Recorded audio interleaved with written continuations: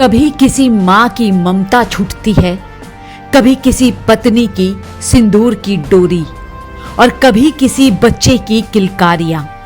ये सब छोड़कर जब कोई सरहद की तरफ बढ़ता है तब समझ में आता है कि देशभक्ति सिर्फ एक शब्द नहीं, एक जीवन है।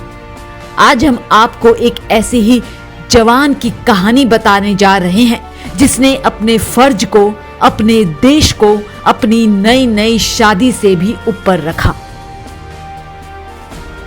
5 मई वो तारीख जब महाराष्ट्र के जलगांव जिले के रहने वाले मनोज पाटिल की शादी हुई थी। घर में शहनाइयां गूंज रही थी, रिश्तेदारों की भीड़ थी और नई दुल्हन के हाथों में लगी मेहंदी अब भी नहीं सूखी थी।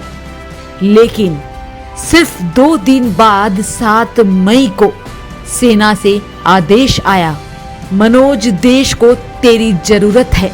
और बिना एक पल की देरी किए 8 मई की सुबह हाथों में मेहंदी, शरीर पर हल्दी और आंखों में बस एक ही संकल्प लिए मनोज चल पड़े सरहद की ओर, देश की रक्षा के लिए। स्टेशन पर उनका परिवार, पत्नी यामिनी और गांव के लोग उन्हें विदा करने आए थे। हर आंख नम थी, हर चेहरा भावुक, लेकिन सबसे मजबूत थी यामिनी पाटिल, मनोज की पत्नी। आंसू उनकी आंखों से जरूर बह रहे थे, लेकिन उनके शब्द गर्व से भरे थे। उन्होंने कहा, ये मेरे लिए गर्व की बात है। मेरे पति को देश की सेवा का ये अवसर मिला है। मैं उनके हर फैसले के साथ हूं। ऐसी होती है एक सच्चे सैनिक की पत्नी।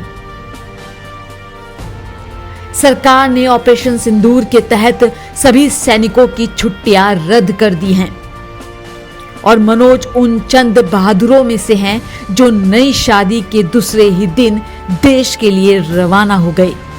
मनोज ने जाते जाते सिर्फ इतना कहा, देश पहले है, बाकी सब बाद में। इस कहानी में सिर्फ एक जवान नहीं दिखता, यह हर उस युवा की कहानी है जो अपने कर्तव्य को सबसे ऊपर रखता है।